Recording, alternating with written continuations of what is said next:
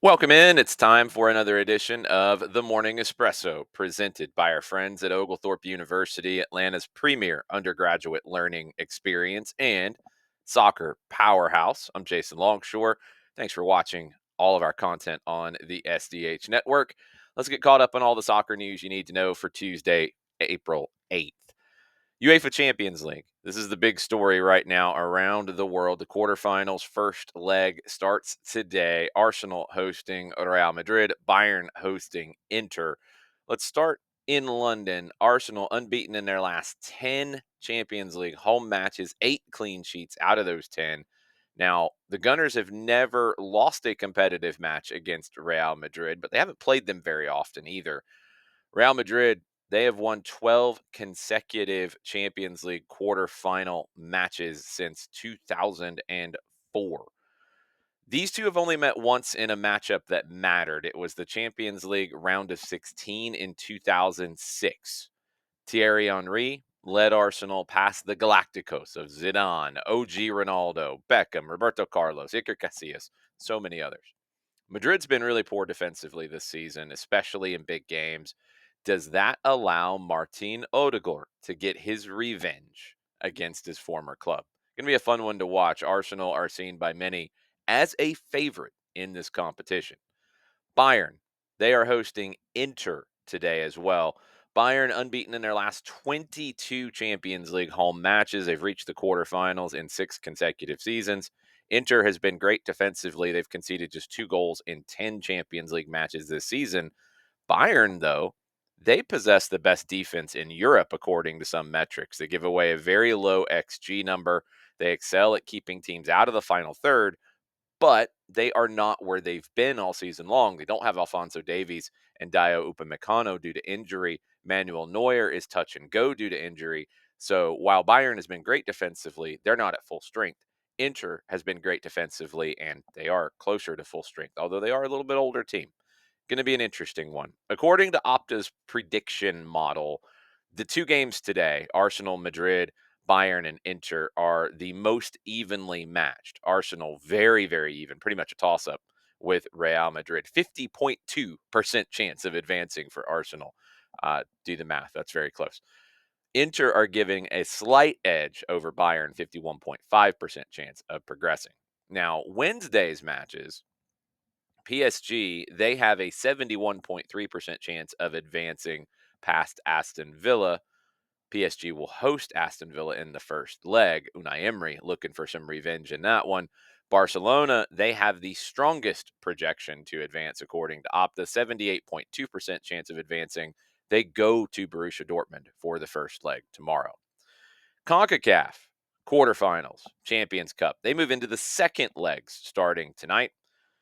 Cruz Azul and Pumas, they're going to play at the Estadio Olímpico Universitario in Mexico City on consecutive nights. You've got a lot of issues going on with stadiums in Mexico City right now. Tigres, they are hosting the LA Galaxy tonight. The Galaxy have not been very good as of late. One win in 10 games in all competitions in 2025. Gabriel Peck will be back. Marco Reus, Maya Yoshida did not travel to Monterrey for this match.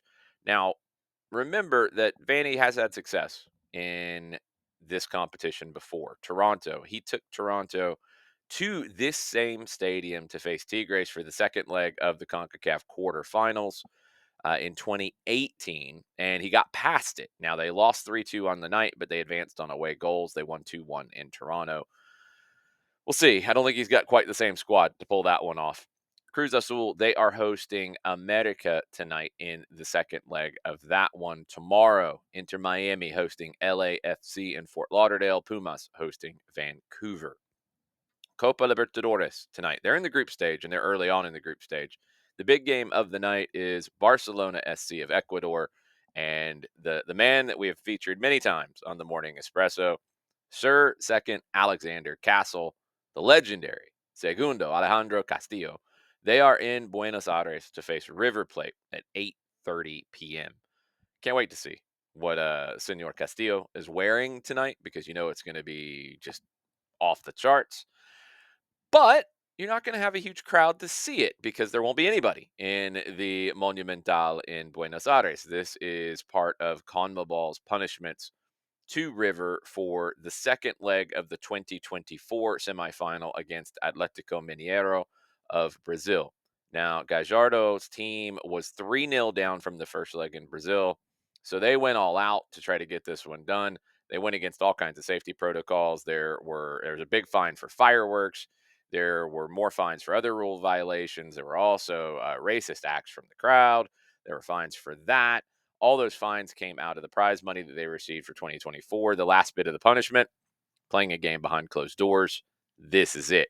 So Barcelona comes in and they're going to get an advantage here playing behind closed doors and not having to deal with the crowd at El Monumental. So interesting game, really, really interesting game between Barcelona SC and River Plate. That's tonight. You can watch it on BN Sports and on Fanatis. Let's go to the off the field issues at times, and we'll go to Spain. La Liga, they have appealed the ruling by Spain's sports authority that allowed Barcelona to keep Dani Olmo and Pau Victor on its squad. Sports authority ruled in favor of Barcelona last week. La Liga has appealed this because of all of the issues with the financial rules and the end of the year deadlines, and Barcelona didn't meet them, but then they were still allowed to register these guys because of appeals. And I still want to hear more about the rogue auditor who worked for Barcelona for 4 days in between two other auditors and is the only one who found $100 million that would have allowed you to register these two guys. But it wasn't reported in time to meet the deadline. But then it was reported. Then it wasn't in any other financial reports. Yeah, that's where we are with all of this. So um, it all seems a little shady. And we'll see where it goes for Barcelona. But La Liga is going to continue to fight it. UEFA Women's Nations League match day 4 that kicks off today. Some of the standout games to watch for: Germany and Scotland. Spain and Portugal will be a really good one. Belgium and England, those all are today. Inter Miami, they, according to many reports all over the place, hold the discovery rights. It's an MLS roster mechanism. MLS doesn't want clubs to bid against themselves to drive up the price. They'd rather have the bidding go against external teams first and get the price where it is instead of internal bidding to drive it up. So you have discovery rights. Inter has the discovery rights for Kevin De Bruyne because San Diego was the one who was linked with De Bruyne, but I guess they let it go. So now you got an interesting situation because you don't have a designated player spot. So De Bruyne would have to take a TAM contract at the max level allowed, kind of like what Zlatan Ibrahimovic did with the LA Galaxy. Miami would have to make all that work salary cap wise. They say they can, and at this point, I just smile and nod because I don't know how, but whatever. 3 designated players in Miami: Lionel Messi, Sergio Busquets, and Jordi Alba. Although on the MLS roster page, Jordi Alba is not listed as a designated player, although that page isn't always correct, even though it's from the league. So I don't know what that means. Take that for what it is. If De Bruyne signs as a TAM player, the maximum he could make in 2025 is $871,875. That's half of the maximum TAM charge because they're annualized in MLS. If he signs midway through, that's what you get. So Messi, Alba, Busquets, Luis Suarez, all out of contract at the end of the season. So to open up a designated player spot for De Bruyne, if you do these Zlatan moves, so he signs a TAM deal and then he's going to get a DP deal later, you're going to have to either not bring back one of them, or you're going to have to get one of them to agree to then swap and become a non designated player to go into a TAM spot where they could make up to $1.7 million. Jordi Alba did this. He occupied a TAM spot for his first season and a half in Miami. He's 36. He's still playing at an incredible level. Sergio Busquets will turn 37 this summer. Maybe more of a question there. People close to Kevin De Bruyne are stressing that he's leaning to MLS over a move to Saudi Arabia. He has not received a formal offer from Miami as of yet. Miami is also considering Angel Di Maria as another option for a situation like this. So Miami's going to continue to try to add how and how they get players to agree to less money than they might get somewhere else for the right of playing in Fort Lauderdale, but also playing next to Lionel Messi and his super friends. It's all very, very interesting, and it creates some situations like what we've seen in the NBA, for example, where players take less money to go to a contender and play alongside superstars. Could happen here. So stay tuned. I'm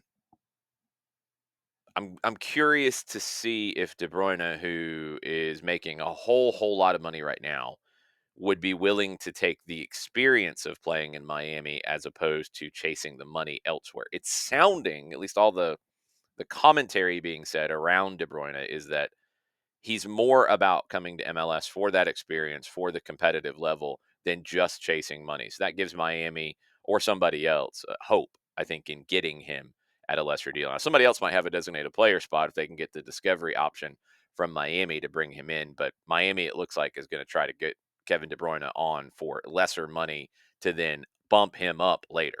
Stay tuned. On the negative side, let's go to Sampdoria in Italy. This is one of the great legendary Italian clubs, and right now they are trying to avoid the drop to the third division. And you don't want to go to the hell that is Serie C. Serie B is hard enough, and they're in 18th place right now in the second division, level on points with 17th place Reggiana. That would put them into a playoff to avoid relegation. Four teams go down to Serie C in Italy. Right now, Sampdoria is 3 points away from safety. Roberto Mancini, he's returning to the club as a technical director to try to fix it. He was a legend there as a player. They've only won 2 league games since November, 3 losses and 4 draws in their last 7 games. It is very bad at Sampdoria right now. They've had 4 different managers so far this season. None of them have been able to get it going. You go to the third division in Italy, a lot of times you don't come back. And Sampdoria is one of those clubs that you would hate to see end up in that spot. But right now, that's where they are trending towards. Let's end on a good note. Today, it's Soccer America's birthday. 55th year of publication beginning today. First issue was released on April 8th, 1971 as Soccer West. You can go find a lot of these digital issues, by the way, at the LA84 Foundation Digital Library. You got a bunch of the magazine editions between 1994 and 2003 there as well. Some of the first couple of years of publication are there. They're working on digitizing every print magazine edition between 1971 and 2017. Now it is a digital publication, Soccer America Daily. It's edited by Paul Kennedy and Mike Watala. Um, Clay Burling was the one who really helped get this going. I had the chance to get to meet Clay a few times. Just an amazing journalist who helped grow soccer in this country to levels that I don't know if he could have foreseen. In Direct Kick, which was his signature column when it started, he said, "Let's not kid ourselves. Soccer is hardly a household word in the United States at this time. But those of you reading these words have already shown that this is changing." And in 1971, that was absolutely the case. And soccer in this country does not change to where it is today without the work of Soccer America. It is absolutely worth a subscription. They do great work. Soccer America Daily is a must read if you're involved in soccer, if you're a fan of soccer, anything. It's a must read every day in your email mailbox. Subscribe, and big thank you to everybody who has ever been part of Soccer America and making it what it has been and what it still is as the leader in American soccer journalism. So, big time congratulations to Soccer America on reaching their 55th year of publication today. Big time congrats. We're not here without Soccer America, but we will be back on Thursday. Now, the rest of the next couple of days, we'll have Training Ground Dispatch today after training for Atlanta United. Myself and Madison Cruz will have that for you later this afternoon.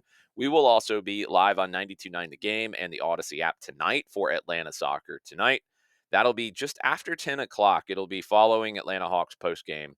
So should be right about 10 o'clock, but if it's a little bit later, stay tuned to our social medias at Longshoe, at Madison Cruz 7 for updates on the start time.